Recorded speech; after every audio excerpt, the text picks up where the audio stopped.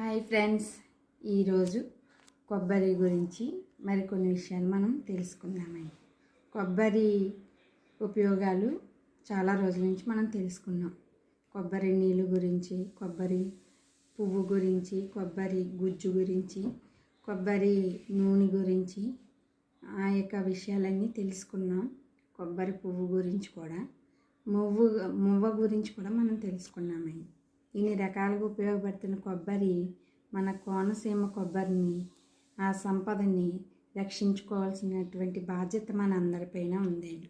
ఈరోజు పేపర్లో నేను చూసినట్లయితే తమిళనాడు కొబ్బరికి డిమాండ్ పెరిగిందని రాసుకుని వచ్చారండి పేపర్లో.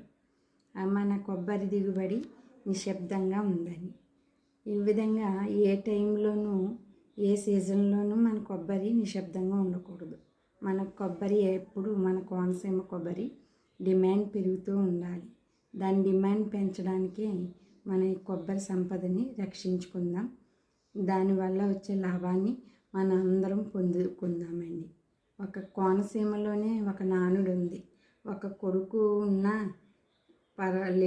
లేకపోయినా పర్వాలేదు కానీ ఒక కొబ్బరి చెట్టు ఉంటే మేలని మనం అందరం అంటాం, నమ్ముతాం.